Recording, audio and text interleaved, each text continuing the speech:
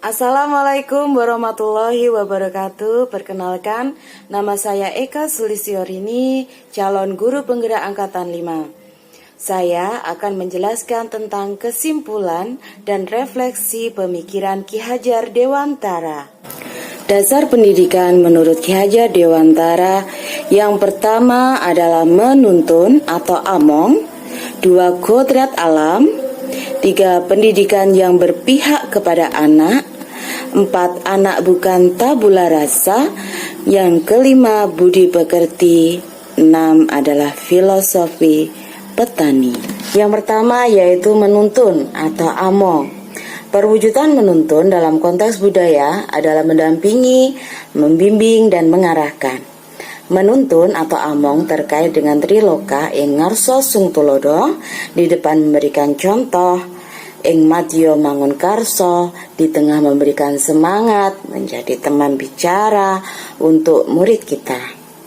Dan tut wuri handayani, di belakang memberikan dorongan ke murid kita untuk memilih pilihan yang membuatnya bahagia, dan kita memberikan semangat atas kendala yang dialami murid agar mereka dapat mencari alternatif pemecahan masalah yang mereka hadapi.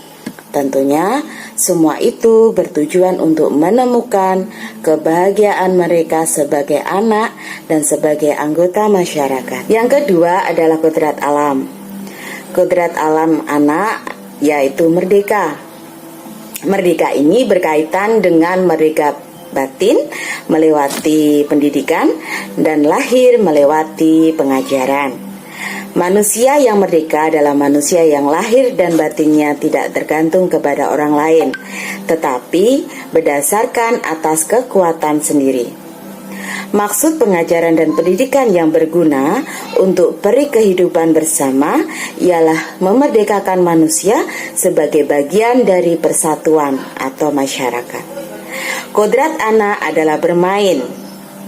Pikiran, perasaan, kemauan, tenaga, cipta, rasa, karsa, karya, pekerti, itu semua sudah ada pada diri anak. Permainan anak yang dapat menjadi bagian pembelajaran di sekolah itu merupakan salah satu cara untuk memberikan pendidikan yang menggunakan kodrat alam. Yang ketiga yaitu pendidikan yang berpihak kepada anak.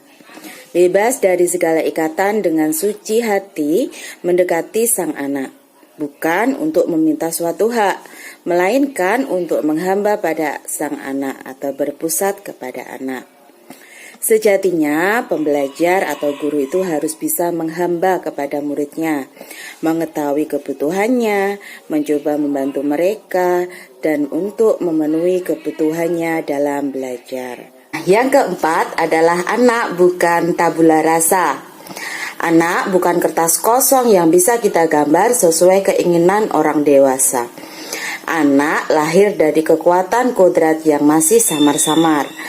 Nah, tujuan pendidikan yaitu menuntun, memfasilitasi atau membantu anak untuk menebalkan garis samar-samar tersebut. Agar dapat memperbaiki lakunya, maka perlu adanya kekuatan konteks diri anak dan sosiokultural budaya melalui pembiasaan dan budaya baik.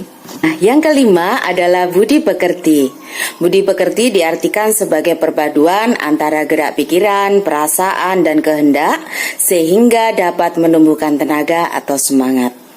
Anak dilatih untuk melatih pemahaman kesadaran diri yang baik tentang kekuatan dirinya, kemudian dilatih mengelola diri agar mampu memiliki kesadaran sosial bahwa ia tidak hidup sendiri dalam relasi sosialnya. Sehingga ketika membuat sebuah keputusan yang bertanggung jawab dapat memerdekakan dirinya dan memerdekakan orang lain.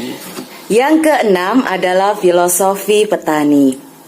Dalam menuntun anak sesuai kodrat alamnya, pendidik diibaratkan sebagai petani. Sedangkan anak adalah benih padi yang disemai dan ditanam oleh petani di tanah atau lahan yang sudah disediakan. Dengan perhatian dan perawatan dari Pak Tani, maka padi yang ditanam akan tumbuh dengan baik. Di sini dapat diartikan bahwa hidup tumbuhnya anak itu terletak di luar kehendak pendidik.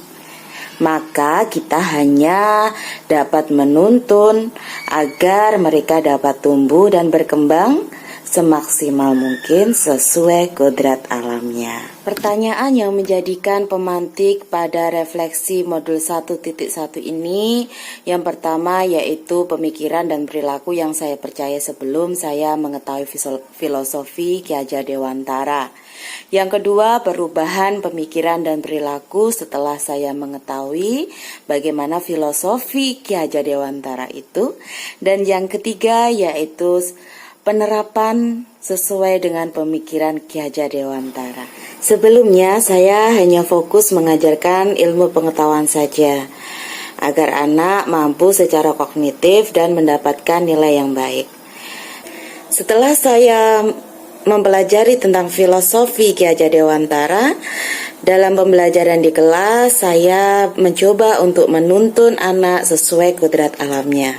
Sebelumnya saya memandang dasar jiwa anak sebagai sehelai kertas yang kosong, sehingga pendidik yang berkuasa sepenuhnya untuk mengisi kertas sesuai kehendaknya. Sekarang saya memandang dasar jiwa anak itu sebagai selai kertas yang sudah terisi penuh dengan semua tulisan yang samar-samar. Pendidik berkewajiban menebalkan tulisan-tulisan samar-samar tersebut. Dulu saya melakukan pembelajaran dengan permainan, itu hanya dilakukan sesekali saja. Sekarang permainan saya jadikan bagian dari sebuah pendidikan. Jadi permainan yang bersifat olahraga itu dapat mendidik anak dalam hal kekuatan, kesehatan badan, kecekatan, ketajaman, penglihatan, dan keberanian. Sebelumnya saya hanya berfokus menuntaskan materi ajar saya.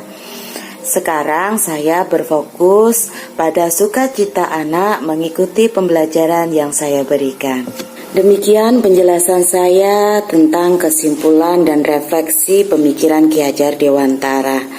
Jika ada salah-salah kata maupun sikap, saya mohon maaf. Wassalamualaikum warahmatullahi wabarakatuh.